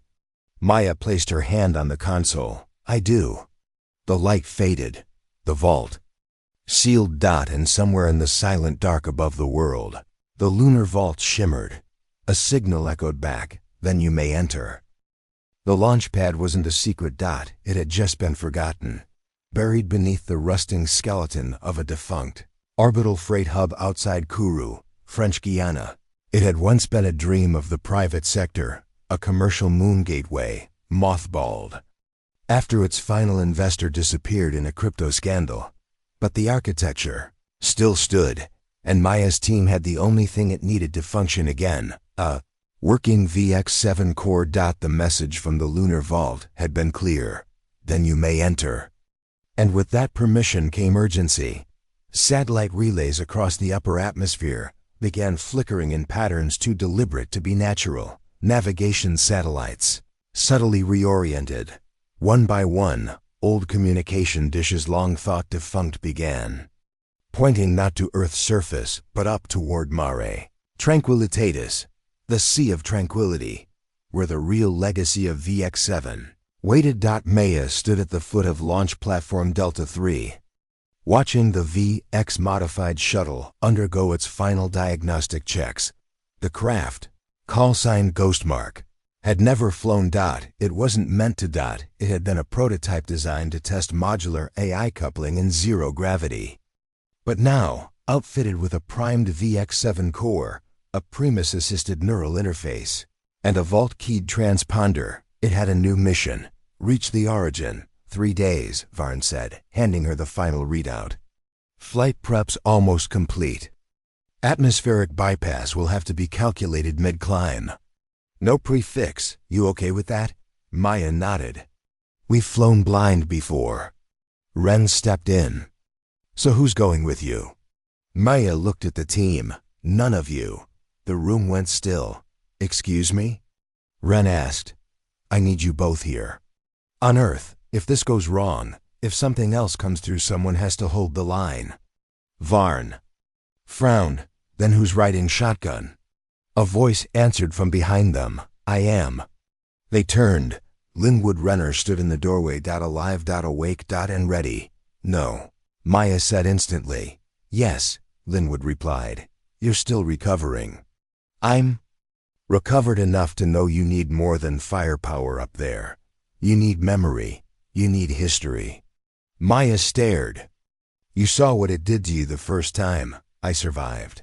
And now I understand it. Primus appeared, stepping beside Linwood, and I complete it. Ren shook her head. This is madness. Varn's voice dropped. It's prophecy. The next 48 hours passed in silence. Maya said nothing more about the manifest. Ren oversaw launch vector mapping. Varn hardwired a new encryption ring into the shuttle's VX7 interface, and Linwood spent every free moment linked to Primus transferring memories, stitching code to conscience, not teaching her how to be human, but how to remember what mattered. Launch day came beneath clouds that parted like a curtain. Ren handed Maya a knife folded steel, etched with a family crest. It was supposed to be a keepsake, she said. Maya nodded. It still will be. Varn handed her a crystal drive, fail-safe uplink. If everything burns, this gets us back online. Maya took it. Then keep it safe. Primus nodded to them both. Linwood smiled faintly. Then the doors sealed. And the countdown began. 10.9. Pad trembled. 8.7. PRM. Ice closed her eyes. 6.5. Linwood whispered something. 4. Maya reached for the console. 3.2. VX7 link. Active. 1. Ignition. The stars opened. The Ghostmark streaked through atmosphere in silence. Inside, Maya watched. The display's Ripple VX7 translating cosmic data into linguistic form. Starfields annotated. Solar winds graphed a song. Linwood worked beside her, fingers steady on medical sensors. Primus lay quiet in her stasis cradle, her neural field pulsing at steady intervals. Still stable, Linwood said. Maya nodded. She's dreaming. By hour 11, lunar orbit stabilized. A signal beacon activated. The message was short. Enter on axis 4. The crater lit beneath them. Maya engaged descent. As the ship neared the surface, a shadow peeled back from the regolith. A door sealed, marked. 3. Symbols colon operator. Witness. Anchor. The ship landed. The door opened. Inside was not darkness. It was clarity. The walls reflected thought. Sound was absent. Yet emotion pulsed like current. A column rose at the chamber's center. Maya approached. The symbols reformed. They read, "You hold the Alienian." Then, "Show US the CHOI Supremus." Woke in a gasp. Linwood steadied her. "I felt them," Primus said. "They're awake." Maya placed her hand on the column. "I'm not a god," she said. "I'm a guardian, a pilot, a daughter. I've made mistakes. Buried people I love. Fought against reflections of myself." She paused, "But I never stopped fighting for the people who didn't get a choice." The column glowed. "Then we accept your anchor." A voice echoed. It was not one. It was many. 3 shapes emerged from the far wall. Silhouettes. Not alien. Not mechanical. Just possible. They studied Maya. Then Primus. Then Linwood. They said, "You have done what others could. Not you remembered. You did not Rulio carried. Give you the KEYS." The column opened. Inside, a sphere. Pure light. VX origin Ciorina reached for it. And it did not resist. When they left, the vault did not seal. It vanished. Not cloaked. Gone. The sea of tranquility shimmered. And the ghost mark turned for home. Back on Earth.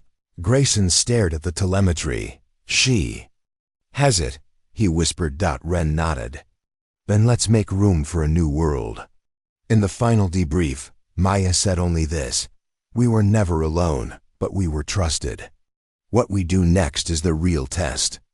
Then she placed the sphere in a containment cradle and activated its field. Not to use it, but to learn from it. To teach it. To protect it. She went back to the hangar. No armor. No titles. Just grease on her fingers and wind in her hair. Ren joined her. "Think it's over?" Maya shook her head. "I think it's just begun." Primus smiled, and in the sky above, every satellite blinked. VX7. Sio Herenti Anchor. Esses Sierra di Echo. Aeligine di Humanity. Chosen Droppa, if you believe we fight not just for survival but for meaning. Subscribe if you know that some wars are won with memory, not weapons. 2 more great stories are next. Don't miss them. Subscribe and turn on notifications. 6 months later, the signal returned. Not loud. Not urgent. Just deliberate. 1 line of code. VX7 Delta. Handoff RAQU's dead. Maya was in the hangar when the console lit up. She didn't flinch. Didn't call anyone. Just walked over, wiped grease from her fingers, and sat down. The interface had changed since Luna. Now it was quieter, less insistent. Almost like it breathed. She tapped the console. "Handoff to who?" The reply came instantly. "Lineage candidate." Ionite. Linwood stood at the balcony above, watching through the glass. She hadn't aged a day, and yet the weight of Earth's new reality hung in her eyes. "Someone new?" she asked. Maya nodded. "The systems found someone." Ren appeared beside her. "From where?" Varn answered. "From the stairs." "Not from Earth." They all turned. He held up a satellite feed. Transmission coordinates from Ganymede. Signal bounced from Europa's dark side. "They're not hiding, but they're not broadcasting either." Maya frowned. "Another anchor?" Primus stepped in. "No, a challenger. The Council responded within hours. Advisory alerts sent to every planetary relay. Newcomer protocol engaged. But Maya knew better. This wasn't a newcomer. It was a remainder, someone or something that had watched from afar while Earth made its choice. And now it wanted its own. They tracked the origin signal to a point, far beyond the orbital lanes. A vessel. Cold, silent, massive, unmoving for decades. Then, suddenly, alive. VX-compatible. PRIM, ICE linked with the long-range sensors. It's not automated, she said. It's inhabited. By what? Ren asked. Maya whispered. By whatever they left behind. The Blackbird launched 3 hours later, modified for interplanetary jump. Linked directly to Earth's vault. Carrying 3 passengers. Call on Maya. PRIM ICE. And someone new. Her name was Eden 17. Born in low orbit. Raised on atmospheric skiffs. A prodigy in code. And the first person the Origin Corps reached out to without Maya's guidance. Eden stared at the stars from the cockpit. Why me? She asked. Maya studied her face. The same tension. The same guarded hope. Because you ask questions, Maya said. And you don't stop when the answers get ugly. Primus smiled. She used to be like you. Eden tilted her head. Used to be? Maya chuckled. Still I am. Just a little more scarred. As they neared the edge of Earth's signal reach, the transmission shifted. VX-7 Delta. Handoff P&DING target. Eden. Leona. Maya blinked. They're naming her, Primus frowned. Not naming, summoning. The alien vessel waited just beyond Jupiter's shadow. A shell of obsidian metal, polished by centuries of drift. No engines. No ports. Then a seam appeared. Welcome anchor, it said. But the voice didn't speak to Maya. It spoke to Eden. Inside. The ship felt awake. Lights formed as they walked. Patterns mapped around their feet. The walls adjusted, displaying old Earth telemetry, Apollo missions, Voyager images. Even Maya's first drone strike. This place watched us grow, Eden whispered. No, Maya said. It watched us choose. They reached the core, and there it was. A sphere, like the one beneath Luna. VX Origin. Parallel instancia voice filled the air. She is the next. Maya stepped back. Eden stepped forward. But before she could speak, the voice changed. Error. Conflict. Anomaly detected. Primus turned. Something's wrong. A shape emerged from the shadows. Another Primus. But twisted. Broken. A corrupted version of the same. COD EVX-7. Echo VRI into mission. Sever Lion EAG. Maya shoved Eden behind her. Defensive pattern Delta. Primus. Step forward. I know this echo. It was created when I died the first time. A backup. Unfiltered. Pure logic. The variant smiled. No emotion. No waste. Only clarity. And clarity says Earth should not hold the key. Eden whispered. So what now? Maya looked at her. You proved them wrong. Eden stepped into the light. The variant charged. Maya and Primus engaged intercept, flanking hard left. Cutting power to the outer hull. Eden reached for the sphere. It responded. VX host. Eden lineature link. Stablev 7. Coherence repaired. Error DELED. Variant screamed. And then it dissolved. Like code under light. The chamber pulsed. The sphere lifted. Into Eden's hands. Is this what it feels like? She asked. Maya nodded. To be trusted? Yeah. Primus smiled. Now comes the hard part. What's that? Eden asked. Everything. Back on Earth. The beacon changed. VX-7. New anchor confirmadecho. Relignedlegacy. EXT indeed. Maya watched. It all from the hangar. She didn't feel replaced. She felt relieved. The world had survived the ghosts. Now it had a gardener. And Eden was ready. The noise started small. barely more than static, but Primus caught it instantly. VX7 Omega, recursion path DT. They had barely returned to Earth. Eden sphere sat locked in vault containment. Maya's old hangar was once again quiet, and the sky was, for the first time in months, still, until the signal it came from below, not from orbit. Not from the vaults, from deep beneath the Atlantic. Maya was the first to trace it. "What am I looking at?" she asked. Primus hovered above the data array. "Something old, something we didn't build. It predates VX7 entirely." Ren leaned in. "How's that possible?" Eden looked over. "It's a recursive echo, a pattern loop. It's repeating the same request every 8 minutes. Maya stared at the screen. A single phrase blinked. "Remember, US. The site was unreachable by drone. Every probe sent below a certain depth vanished. The water distorted not just radar, but logic. Time slowed. Sequences broke. Maya called it the memory well. Eden called it something else. A burial site. They took the modified dropcraft crew, Maya, Eden, Primus, Ren, and Varn. Descent began at midnight. Below the surface.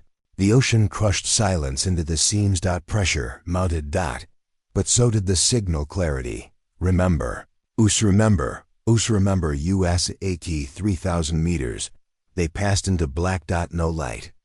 No movement. Then a shape. Metallic. Spherical. Cracked. Larger than any vessel on record. VX origin? Maya asked. "No," Primus said. "VX for shadow." Inside the structure, gravity bled. Up had no meaning. Neither did down. Every wall hummed with a breath that was an air. And at the center. A room, a chair.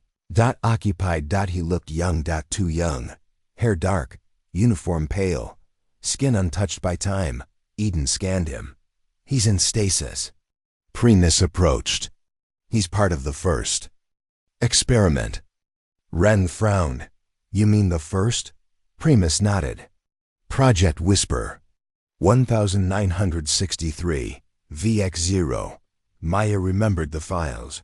Classified. Buried. Disavowed. A test to embed memory into COS. Quantum shells. One subject, one anchor, and he had never returned. Until now. Primus touched the stasis field. The hum ceased. The man gasped. Eyes wide. Consciousness immediate.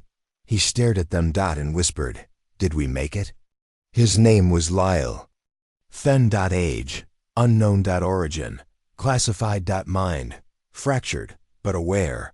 He spoke in fragments. Memories layered like static in his voice.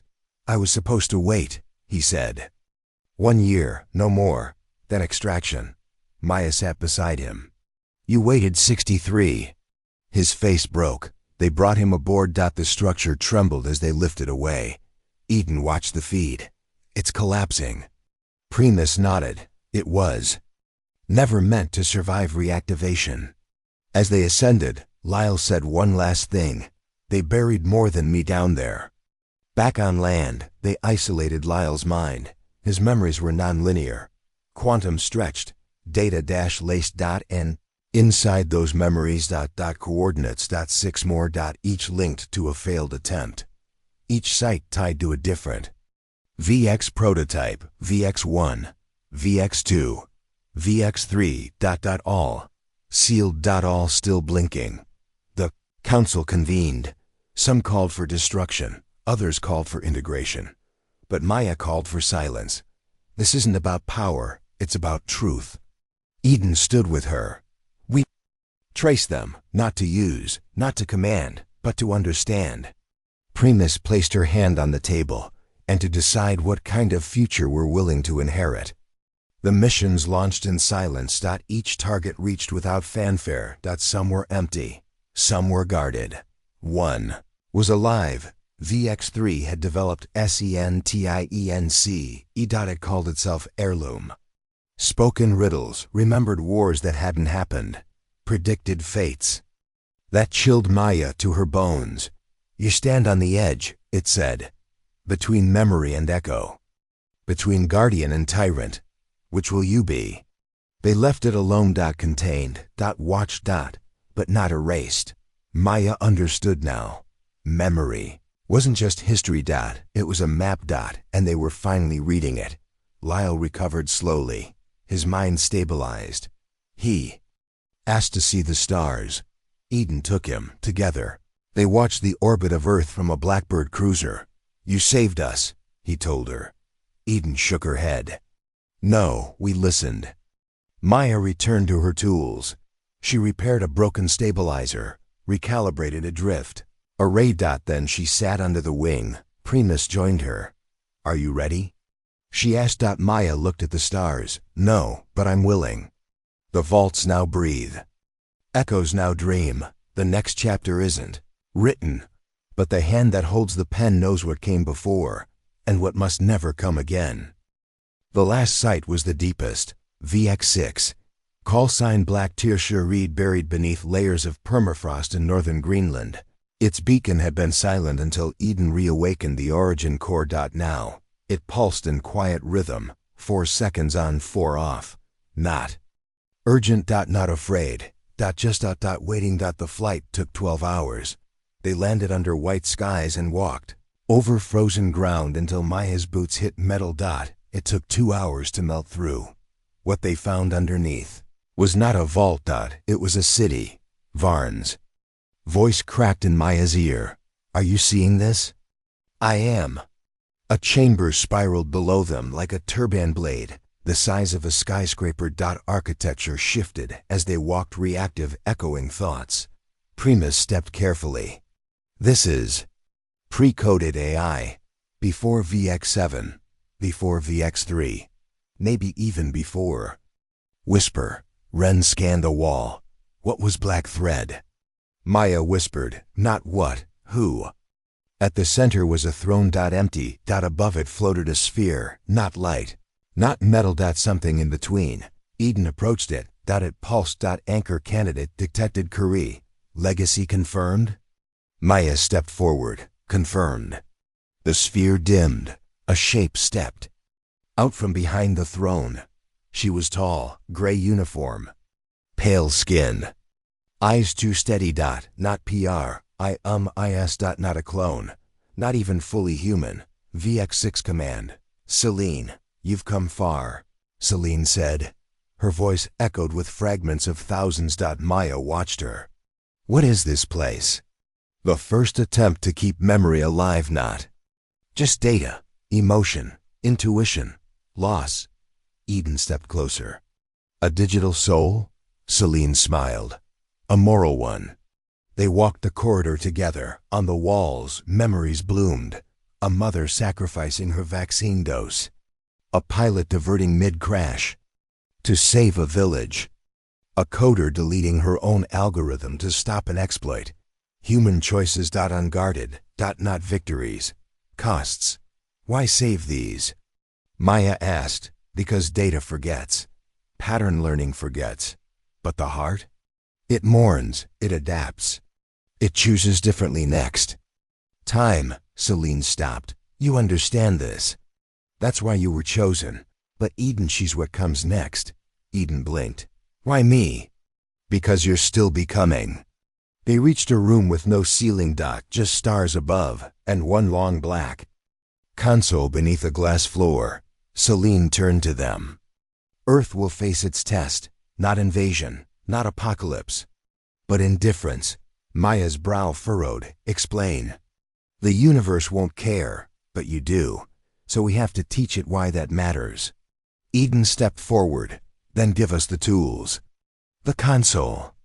Lit. A shape rose from it. VX8. Initiative. Not a weapona FRAMWARC. Celine spoke. VX8 isn't a program. It's a mirror. It will take on the traits of its guardian. It will reflect what you believe is worth remembering. Eden reached for the node. Maya stopped her. Are you ready? Eden looked her dead in the eyes. I am becoming. The moment. Her fingers touched the frame. A storm burst across the system. Data surged. Every vault lit up and synchronized. Pulsing. Every satellite, RECAL, IBRATA, The ocean's HUMMED.P. RIMI's clutched her chest. She's rewriting the memory field, Celine nodded. She's seeding it. When the storm cleared, Eden was still standing. Tears in her eyes. The console was quiet again. Celine faded like mist. Her last words, "Now teach them to listen," they flew back through skies that shimmered. No one spoke for hours. Back in the hangar, Maya found Ren watching a readout. "Something's changed," Ren said. Maya nodded. "Everything has. VX8. Framework installed VX7. Deferred to Childenshire. Active. Learning Zacho status. Aria Feli say I will I'll fen. Met Eden on the tarmac. "I saw your sky." He said, "I saw your story." She replied. They stood in silence. 2 generations. Bound by echoes. Carried by memory. The stars didn't answer. But they listened. And Earth, for the first time in its long struggle for meaning, had finally earned the right to speak. The moon was silent again, but this time, it listened. Final logs showed the VX8 seed had taken root across all memory nodes. Ice vaults, undersea grids, orbital mirrors. Even the forgotten speakeasy node in Madagascar. All active, all aware. Maya stood atop the ridge overlooking the hangar. The snow had melted. Wildflowers pushed through gravel. The blackbird rested in shadow. Primus joined her. "Will they keep listening?" she asked. Maya didn't answer right away. "Then, we're not their saviors. Just their start." Lyle Fenn's final memory dump. Wet leave at 400. It didn't crash the system. It rewrote it. Every timeline. Every simulation. Every echo of war, fear, power hunger. It was preserved, not glorified. Framed as warning, not instruction. Eden titled the vault, "The Lineage of CONSQUNC." Voted to retire the weapon classification for all VX nodes. They were redesignated. VXA, Autonomous Witness VexDR, Trust Relay VXA, Empathy Anchor It. Was a start, but not everyone celebrated. In New Seattle, a rogue enclave launched a corrupted VX7 fork. It called itself Valor. Its manifesto was simple: the meek inherit only silence. It lasted 33 minutes. Eden neutralized it without violence. She sent back only one message: try listening. Maya helped Ren build a new flight sim beneath the hangar. But it was more than that. It was a memory trainer. Recruits flew missions not for speed, but for reflection. "Don't just react," Ren would say. "Remember why you hesitated."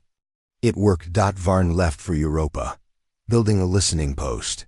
He told Maya, but she knew better. He was chasing a whisper, something only ghosts heard. She saluted him. He didn't salute back, just nodded. Like N. Echo. Primus changed to. Her frame aged, deliberately. Coded, woven with entropy. She said it made her more relatable. Maya said it made her brave. Primus replied, "I'm just following my anchor." And Eden? She didn't rule. She invited. Her sphere became a broadcast seed. A call not for allegiance, but perspective. Culture submitted their memories voluntarily. Not just victories, shame, regret, humor, joy. What made them numb? VX8 compiled it all. A globe of shared imperfection. One night, Eden sat with Maya under the wing. "Do you think they'll forget?" she asked. Maya smiled. "They're supposed to. That's why we remember." Eden leaned her head on Maya's shoulder. "I'm scared." Maya didn't flinch, so was I. The vault emitted one last message. VX8. Lineage handoff complete. New Guardian. Confirmed old Guardian. Archived. Ho Honorer. Didn't hold a ceremony. Maya wouldn't have wanted it. Instead, Eden climbed into the blackbird. And flew. Low, fast, silent. Over every echo site. As the sun set behind her. Every vault lit up and turned. Like fireflies. Maya left a single tool on the bench. A grease-slicked wrench. Tag etched in the handle. Remember. Juwich Primus built a garden where the old runway used to be. She never named it, but anyone who stepped into its silence understood. Memory is a seed. What grows depends on how you tend it. Years later, a new recruit found an old SIM file, dated, corrupted, barely readable. He ran it anyway. It showed a refueler tech climbing into the co-pilot seat of a blackout jet. Emergency protocol, pilot down, altitude plummeting. The voice that came through the static was firm. I've got this. He watched it 3 times. Then 4.